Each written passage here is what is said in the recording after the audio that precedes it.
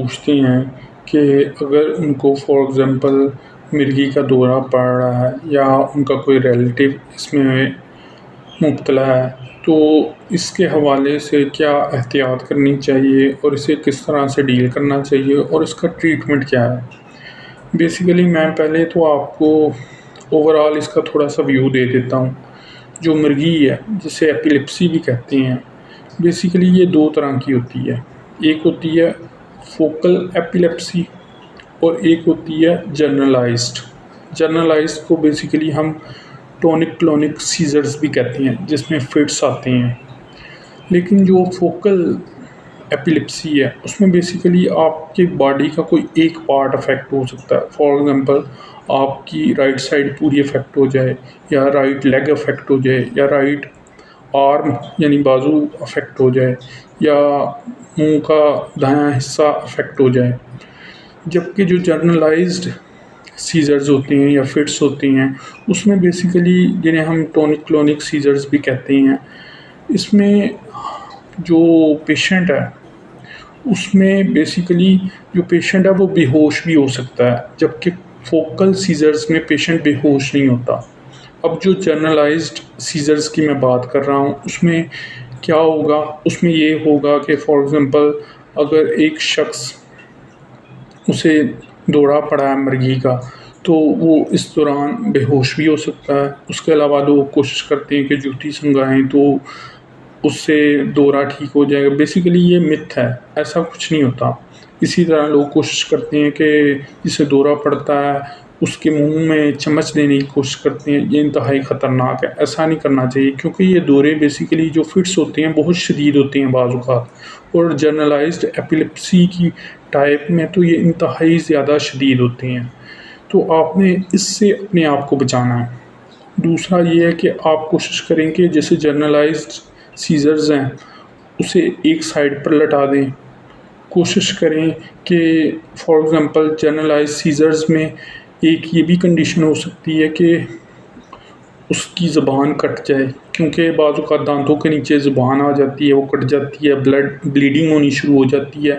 تو بیسیکلی اگر یہ لنگس میں خون جائے گا تو اس سے بیسیکلی کیا ہو سکتا ہے، ایسپائریشن نمونیا ہو سکتا ہے، اس سے بھی اپنے آپ کو آپ نے بچانا ہے یا پیشنٹ کو بچانا ہے۔ اسی طرح اگر کچھ لوگوں کو فار ایگزامپل بچوں کو سیزرز آ رہی ہیں تو آپ کوشش کریں، ایک تو دیکھیں کہ وہ بخار چڑھا ہے، بخار ہوا ہے، پھر سیزرز آئے ہیں، پھر تو اتنا کوئی مسئلہ نہیں ہے۔ یہ فبرائڈ سیزرز ہوتے ہیں، یہ پیراسیٹامول پیراناڈول وغیرہ یوز کرنے سے ٹھیک ہو جاتے ہیں۔ لیکن کچھ لوگوں کو ایبسنس سیزرز ہوتے ہیں، اس میں کیا ہوتا ہے کہ انسان بیسیکلی ایک طرح سے موشن لیس ہو جاتا ہے، بعض اوقات وہ گر جاتا ہے، بیسیکلی اسے ہوش نہیں رہتا، وہ بے ہوش بھی ہو سکتا ہے۔ تو یہ ایک دوسری قسم ہے۔ اس میں یہ ہے کہ یہ دو طرح سے ہم اسے دیکھ سکتے ہیں کہ ایک تو یہ اس میں ہو سکتا ہے کہ فار ایگزامپل مریض 10 یا 20 سیکنڈ کے لیے اسے فٹس آئیں گے تو پھر وہ ودن 20 سیکنڈ یا 10 سیکنڈ بھی ایون دیٹ کہ وہ ٹھیک ہو جائے گا۔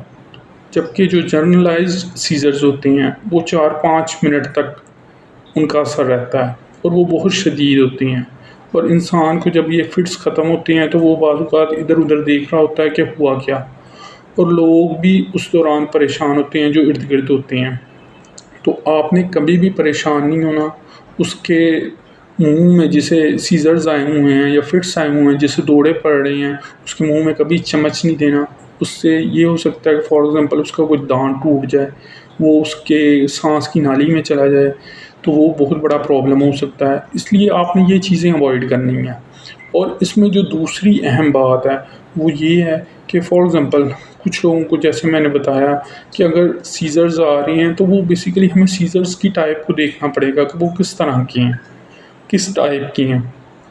اس کے علاوہ اس میں احتیاطی تدابیر یہی ہے کہ پیشنٹ پراپرلی میڈیسن یوز کرے، اس کے علاوہ جو انسٹرکشنز ہیں ڈاکٹر کی ان کو فالو کرے، اور آپ نے کسی یہ پھونکوں والے چکر میں نہیں پڑنا یا کہنا کہ میں دم کروا رہا ہوں یہ ٹھیک ہو جائے گا۔ بیسیکلی یہ نیورولوجیکل کنڈیشن ہے، یہ پراپر ٹریٹمنٹ سے ہی ٹریٹ ہوتی ہے۔ تو اس چیز کو بیسیکلی آپ نے مد نظر رکھنا ہے۔ اس کے علاوہ باقی جنرل چیزوں کا آپ خیال رکھیں۔ اگر تو ایک شخص کو، ایک بچے کو 3 سال تک سیزر یا کوئی فٹس نہیں آتا، کوئی دورہ نہیں پڑتا، تو اس کا کبھی امکان یہی ہوتا ہے کہ وہ ٹھیک ہو گیا، اس کی ایپیلیپسی ٹریٹ ہو گئی ہے، کیونکہ یہ ٹریٹیبل ڈیزیز ہے۔ اگر آپ پراپر میڈیسن لیتے رہیں گے تو یہ ٹریٹ ہو جاتی ہے۔ تو اس کے علاوہ بڑوں کو بھی فٹس آ سکتے ہیں، ایپیلیپسی ہو سکتی ہے، یہ صرف بچوں کو نہیں ہوتی۔ تو یہ وہ چند باتیں تھیں جو ایپیلیپسی کے حوالے سے میں آپ کو بتانا چاہ رہا تھا۔ ہوپ فلی اس سے آپ کے کافی حد تک متس وغیرہ کلیئر ہو جائیں گی۔